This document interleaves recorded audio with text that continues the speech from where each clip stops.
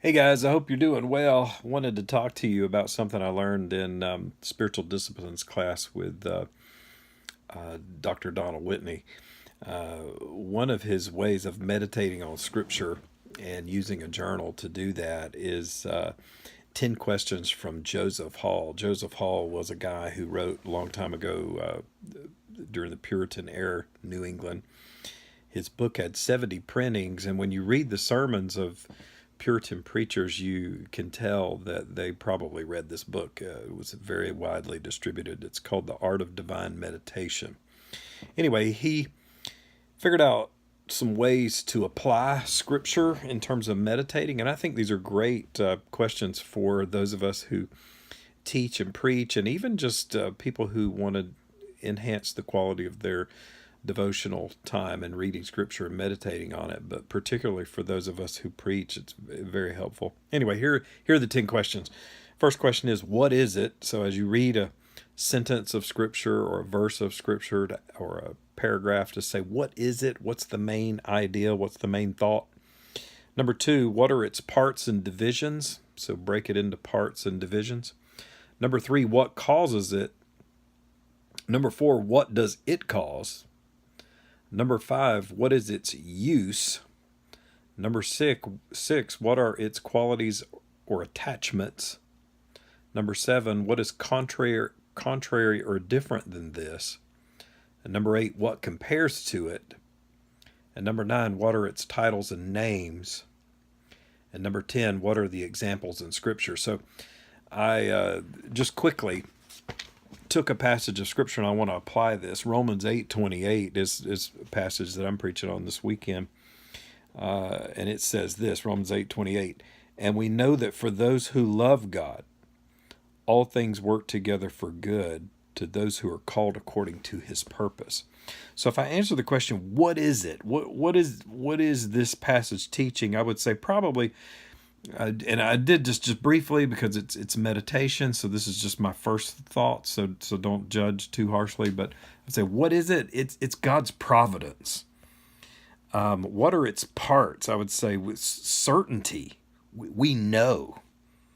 For those who love God, so it's not for everybody. For those who love God, all things work together for good for those who are called according to his purpose. So that's me breaking it into parts or divisions. So we know there's certainty here. It's for those who love God, those who are called according to his purpose. It's the idea that all things work together for good. When I answer the question, what causes it? I think it doesn't directly say, but I would say God causes this to happen that way. Number four, what does it cause? Well, it causes things to work together for good. God causes all things to work together for good. So that's what God's providence causes, for things to work together for good. Number five, what is its use? I think this is very useful when you're going through suffering or when you are tempted to doubt or you're in pain and you're concerned about the circumstances of life. You need this. What are its qualities or attachments? And here, I think, you could answer that a lot of different ways, but I put down it's the attachments or the qualities are that this is for certain people. It's for those who love God. It's for those who are called according to his purpose. Number seven, what is contrary to this? Well, what's contrary to this is believing in uncontrolled chance or believing that somehow or another you could be permanently harmed in such a way, to not believe that God is working things together for your good. What compares to this? What compares to this? I would say parental love. Parental love is always working for the long-term benefit of your children. So that might be a spanking at the moment. Ultimately, your teaching, your training, all the things that you're doing are for the long-term good of your kids. So parental love, it's not perfect, but parental love is kind of like that. It compares to that. Number nine, What are its titles or names? Well, I would say probably the best answer to that is what I'm talking about here is the doctrine of God's providence. And so that helps me get a handle on this. And number 10, what are examples in Scripture? Well, just right off the top of my head, I just think about the life of Joseph. That's an example in Scripture where everything that Joseph went through was ultimately God was at work so that he would be there in Egypt for good. I'm brainstorming, so I even thought, well, Noah, the life of Noah, the things that he went through, God was working through that. I think about Lazarus, being raised from the dead and what happened with Mary and Martha. And even the death of Jesus.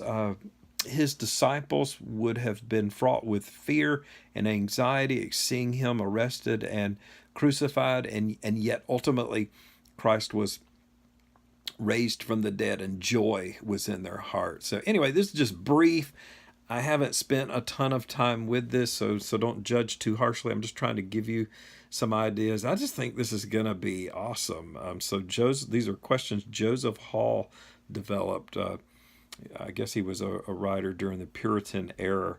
And this book had 70 printings. It's probably the most prolific book of that time outside of the Bible that was printed and reprinted, and all the Puritan preachers would have read this. And so this kind of explains why Puritan preaching is so incredibly thorough. I don't know if you've ever read any Puritan prayers.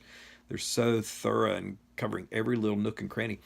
Where I can see this is helpful is that this will help you meditate on Scripture. This will help you think about Scripture. Anyway, I hope this is helpful. The Lord bless you. See ya.